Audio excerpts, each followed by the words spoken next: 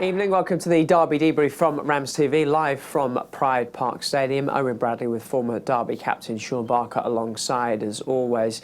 Derby have booked their place in the last 16 of the Bristol Street Motors Trophy tonight. A 3-0 win over Fleetwood Town. The Rams were the better side, but got a couple of late goals to really pad the scoreline out. James Collins with a brace, 5 in the competition this season now, top scorer in the EFL Trophy, and Tyrese John Jules with his second goal in as many Tuesday nights for the Rams. Some reaction to come from the camp. We'll start, as always, with the thoughts of Shaun Barker, who watched Derby do their job tonight, I guess. Yeah, I thought they were comfortable throughout. I think the scoreline reflects the game. For long spells in the 45 minutes, we dominated, had a lot of possession, got into really dangerous areas and probably didn't make the most of those situations. And we had a 10-minute period at the end of that first half where Fleetwood just started getting into the game. They got a little bit of rhythm. We took our foot off the gas. Vickers made a huge save when it was at 1-0. Went in at half-time, and then it was about whether we could pick up the pace. We started a little bit slower, but as soon as we got into that rhythm again, we created chances, we created opportunities. There was some numerous standout players on the pitch, and we progressed comfortably. So I think the manager will be happy. I think the players will be happy. Colo obviously gets another 2 goals, which is great for him, and obviously John Jules coming on the pitch and getting his second in as many games is probably a huge relief for him with his injury trouble. So all in all, a perfect evening. I'm sure the boss is happy, but we didn't speak to him tonight. We spoke to assistant Richie Barker. Here's his reaction.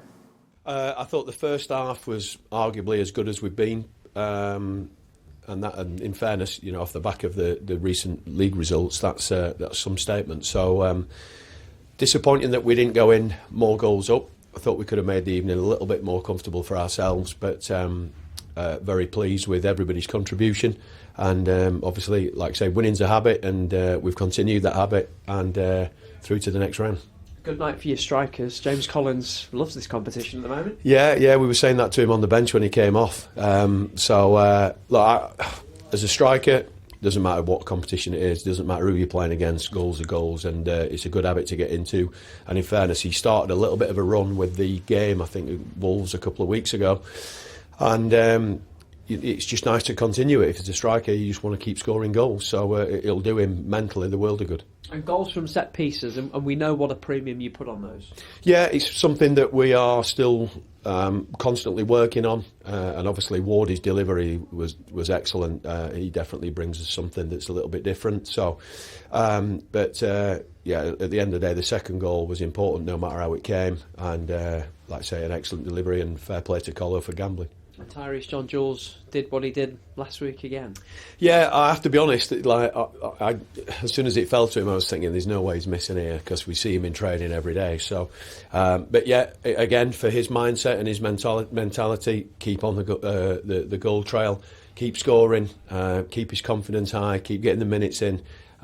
Be patient with him because it's still a long way to go. Been out for a long time, and we'll just keep trying to build him up.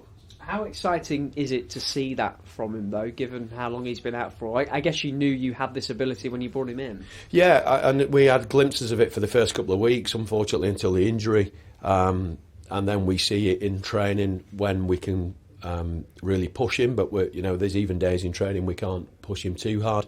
But, yeah, when you see him and we do the finishing, he's excellent off both feet, and he's just calm and he just knows what he's going to do. So, like I say, we have to be patient with him and, not put too many expectations on him, but he definitely brings us something that we've probably not had. A couple of the youngsters get some minutes as well. Was that always the plan? It was. Again, going back to what I said earlier, ideally that second and third goal would have come a little bit earlier. We could have gotten more minutes. This competition's been fairly synonymous in terms of younger players getting minutes, and we wanted to get more, if I'm being brutally honest, but we also want to win the game, and that's no disrespect to the fact of the youngsters. We just don't want to put them under that kind of pressure sometimes. Sometimes you've just got to get them minutes when almost the game's over, and let them enjoy it without any kind of pressure. So in an ideal world a bit more, but for young Tony and Bayo, good minutes for them, and we shared the minutes around with the first team as well.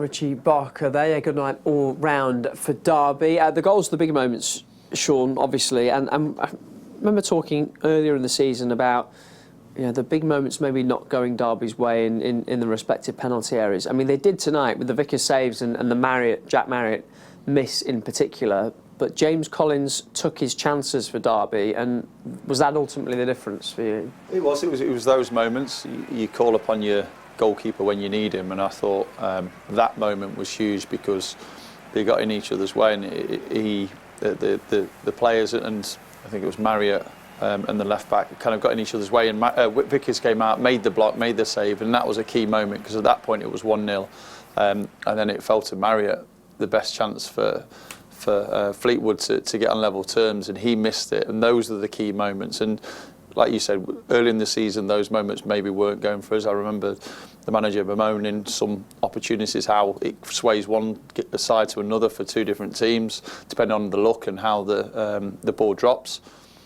You kind of, when you're in a winning mentality and when you're constantly winning games of football, however it comes, whether you dominate, whether you just kind of manage to hang on for a 1-0, however it comes, it seems to fall in your favour more often than not. And I'll be honest, those key moments were moments for Fleetwood, but in general, Derby dominated, and they could have scored more goals. The only thing in the first 45 was not being more clinical, not creating more clear-cut chances. They had him in the second half, and they took a couple of those as well. 5 goals for James Collins in his last 2 games in this competition.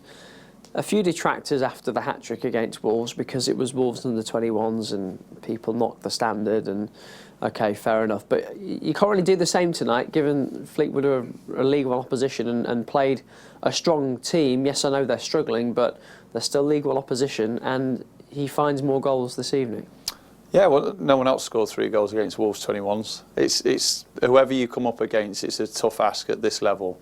Whether they're younger players, whether they're experienced players, whether you're playing a team full of confidence, lacking confidence, scoring a goal is an art. And James Collins has done it throughout his career.